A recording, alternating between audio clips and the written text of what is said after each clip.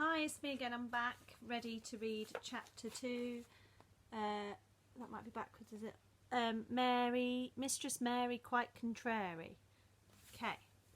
Mary had liked to look at her mother from a distance, and she had thought her very pretty. But as she knew very little of her, she could scarcely have been expected to love her or to miss her very much when she was gone. She didn't miss her at all, in fact, and as she was a self-absorbed child, she gave her entire thought just to herself, as she had always done. If she had been older, she would no doubt have been very anxious at being left alone in the world.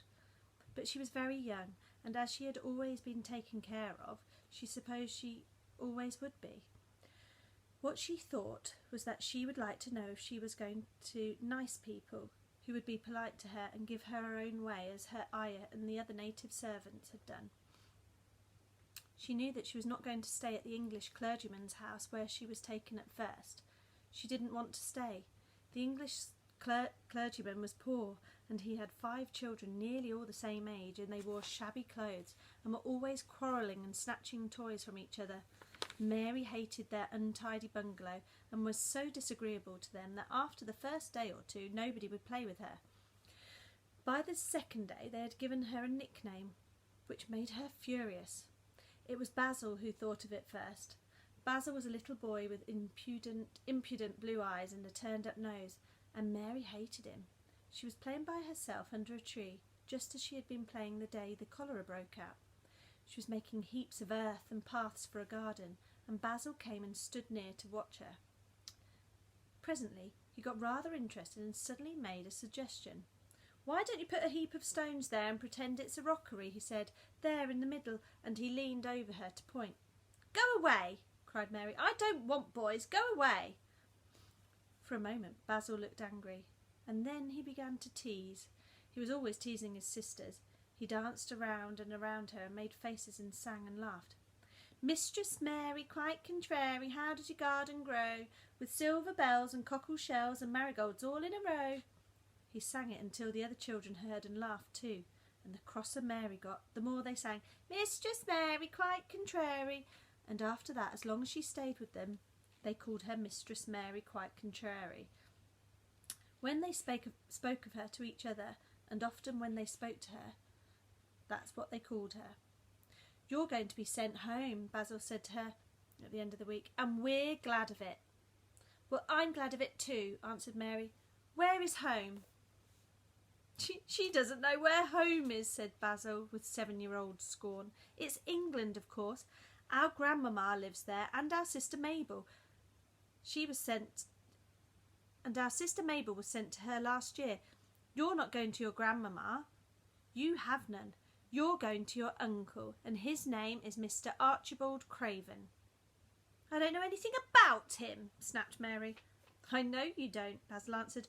"You don't know anything. Girls never do.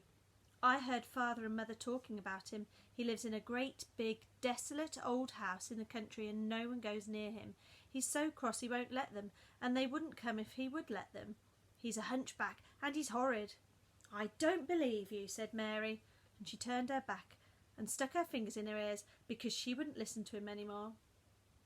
But she thought over it a great deal afterwards, and when Mrs. Crawford told her that night that she was going to sail away to England in a few days, and going to her uncle, Mr. Archibald Craven, who lived at the Misselthwaite Manor, she looked so stony and stubbornly uninterested that they didn't know what to think about her. They tried to be kind to her, but she only turned her face away when Mrs. Crawford attempted to kiss her, and held herself very stiffly when Mr. Crawford patted her shoulder. "Oh, she is such a plain child," Mrs. Crawford said pityingly afterwards. "And her mother was such a pretty creature, and she had a very pretty manner too, and Mary has the most unattractive ways I ever saw in a child. The children call her Mistress Mary quite contrary, and though it's naughty of them, you can't help but understand it. Perhaps if her mother had carried her pretty face and her pretty manners oftener into the nursery, Mary might have learned some pretty ways too. It is very sad, now the poor beautiful thing is gone, to remember that many people never even knew that she had a child at all. I believe she scarcely even looked at her," sighed Miss Crawford. When her ayah died, there was no one to give a thought to the little girl.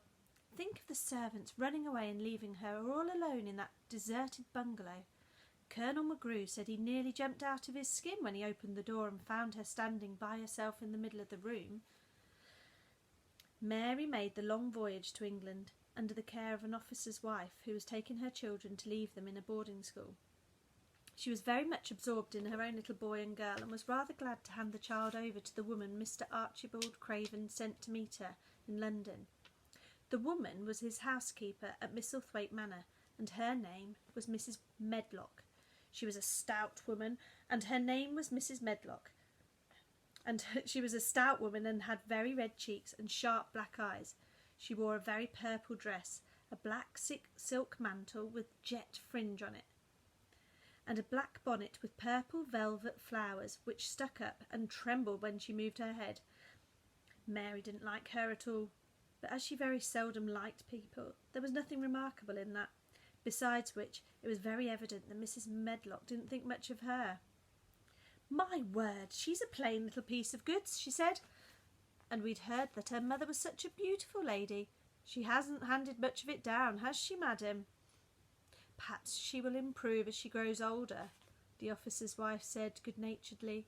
"If she were not so sallow and had a nicer expression, her features are rather good. Children alter so much." "She'll have to alter a good deal," answered Mrs. Medlock, "and there's nothing likely to improve children at Misselthwaite Manor, if you ask me." They thought Mary was not listening because she was standing a little apart from them at the window of the private hotel they had gone to. She was watching the passing buses and cabs and people, but she had heard quite well and was made very curious about her uncle and the place he lived in. What sort of a place was it, and what would he be like? What was a hunchback? And she had never seen one. Perhaps there weren't any in India. Since she had been living in other people's houses and had no ayah, she had begun to feel lonely and to think strange thoughts which were new to her. She had begun to wonder why she had never seemed to belong to anyone, even her own father and mother, when they were alive. Other children seemed to belong to their fathers and mothers, but she had never seemed to be really anyone's little girl. She had had servants and food and clothes, but no one had taken any notice of her.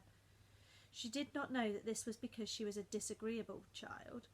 But then, of course, she did not know she was disagreeable. She often thought that other people were, but she didn't know that she was so herself. She thought Mrs. Medlock was the most disagreeable person she had ever seen, with her common, highly coloured face and her common, fine bonnet.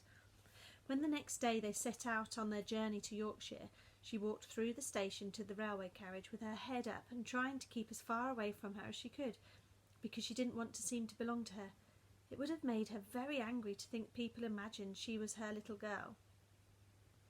But Mrs. Medlock was not in the least disturbed by her and her thoughts. She was the kind of woman who would stand no nonsense from young ones.